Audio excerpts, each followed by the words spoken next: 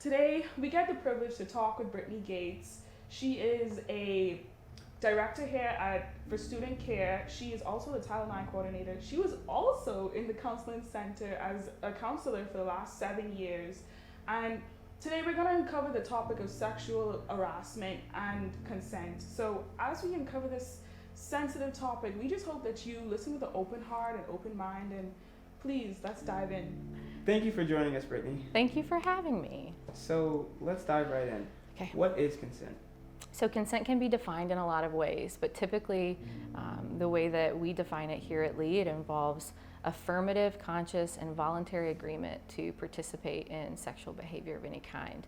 And ultimately, it's the responsibility of each party involved to ensure that there is some level of affirmative consent. We do look at certain markers such as incapacitation and the inability to give consent. So if somebody's asleep or unconscious or intoxicated to the point where they cannot give clear affirmative consent, or there's other reasons why they're incapacitated and cannot give consent, those are also pieces that we look at as well. So I know the part of your role here is Title IX coordinator. Sure. So what is Title IX for the students that may not even know what that is? Simply put, it prohibits discrimination on the basis of sex. And we have regulations from the Department of Education that guide how we respond to Title IX here at Lee. And over the last decade, I would say Title IX has expanded. A lot of people see its underpinnings in like athletic equity, but over the last decade, it's expanded to include sexual harassment. So when we look at sexual harassment, we're talking about Title IX and potential violations of our Title IX policies. Here at Lee, we have 2 policies. We take sexual harassment very seriously when it's reported forward to us. When we're talking about places that we can go and talk Sure. about sexual harassment and just sexual assault, can you tell us a few places on campus that we can go to where students can feel safe? Yes.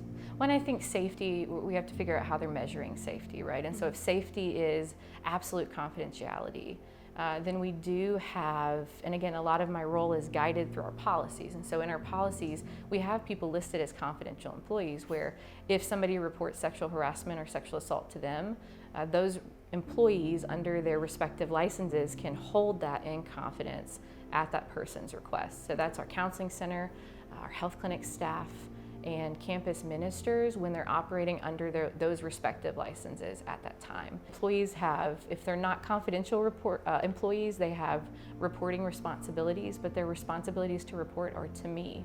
And so I hope to be a safe space for students. I hope that students come and talk to me about their concerns, because when they do and if they share their experiences, I can offer them support immediately. Right. And that's my primary concern, is that if a student has experienced sexual harassment here, they get the supportive resources they need immediately, and then they will always know what rights and options they have. So in the realm of Reslife, is there, if I go to an RA, do they report to you or they report to the RD who will report to you? So I think a good way to manage that would be, maybe if you're thinking about sharing with an RA, ask the RA first. If I tell you something, what are the things you're required to report forward? And they should be able to define their boundaries there.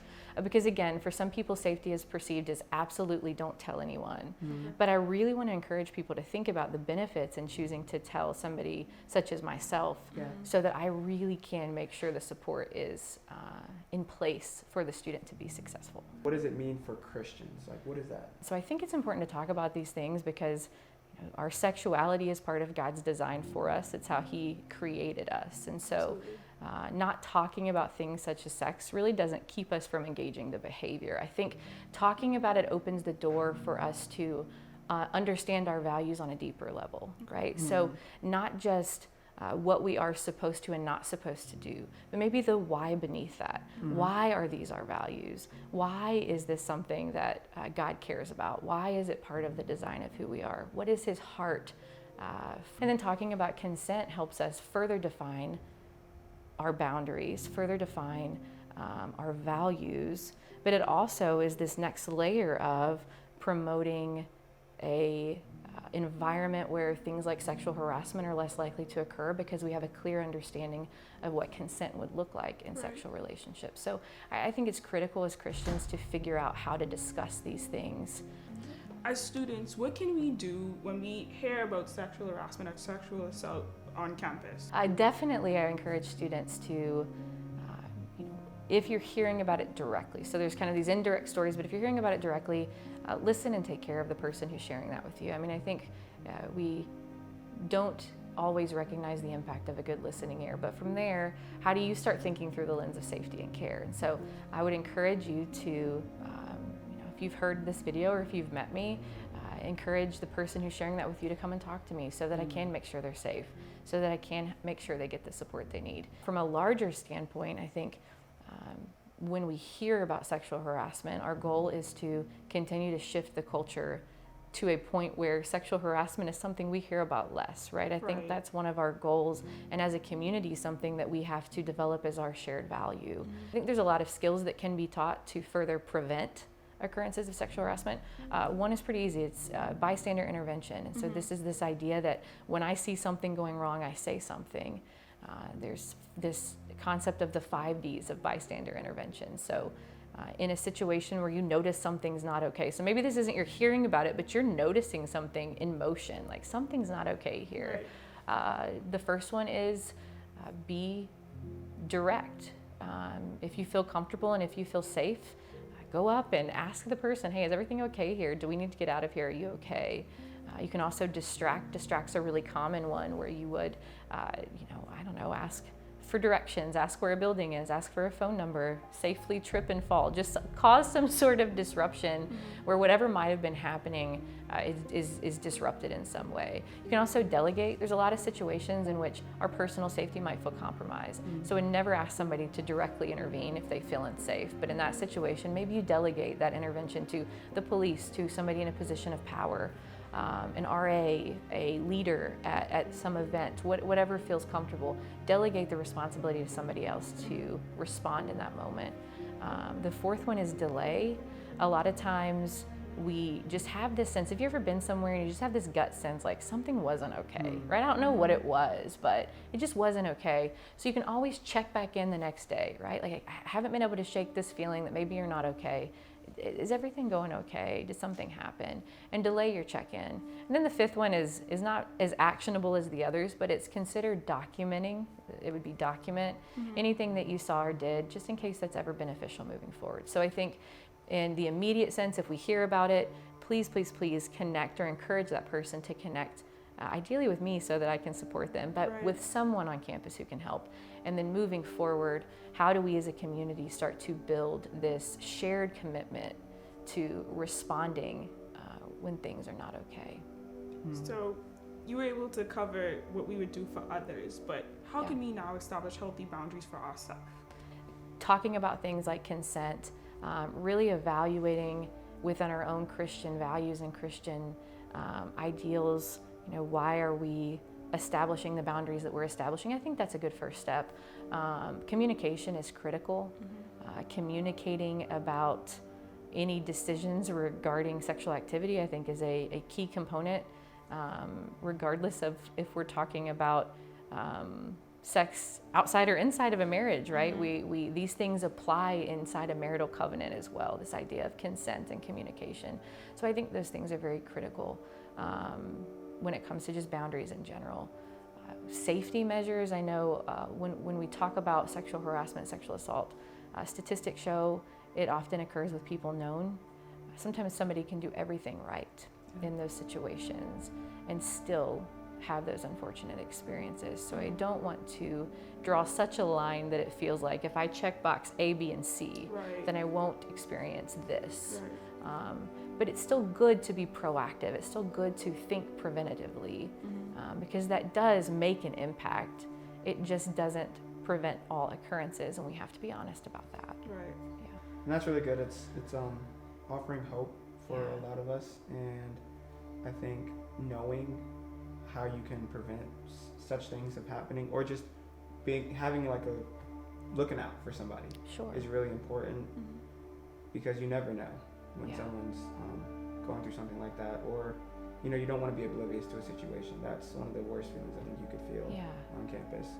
And so transitioning a bit more, if you were someone that was assaulted or someone like that, what hope do you offer, and what type of redemption and just hope for the future could you offer that person that might have happened to? Yeah, I think that's a big question, but an important one, because I think when somebody has experienced something such as sexual harassment, which by definition includes things like sexual assault, it can be a very shameful experience, right? And this time for someone to cycle through all these layers of blame and could've and would've and should'ves. And so I think a simple response is, it's not your fault.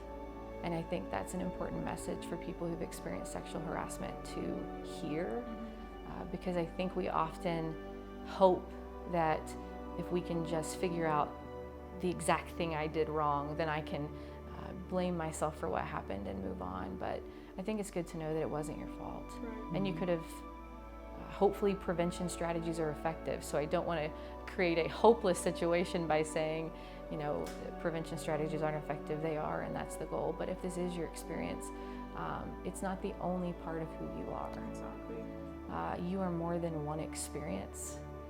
Your worth is not determined by something you didn't ask for. Mm-hmm. You are valuable, you are whole.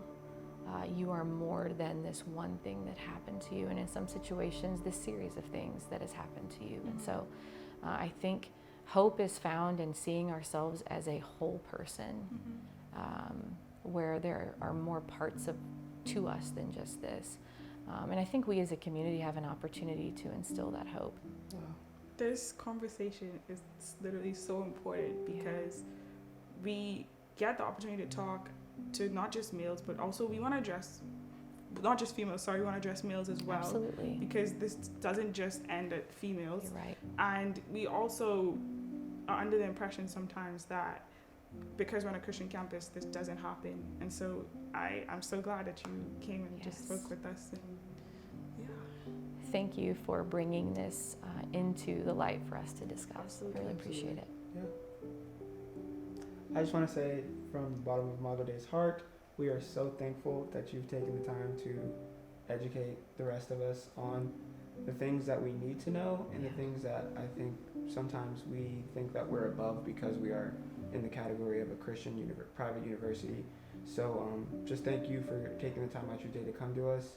And for anyone that's watching, we just want to offer hope and peace in the fact that there is a God who cares about you and sees you, and that your image that he has made you in does not change and is not compromised based on any past events in your life or future events. And we just want you to know that there are so many outlets and so many things here at Lee University for you, and there are people who care about you.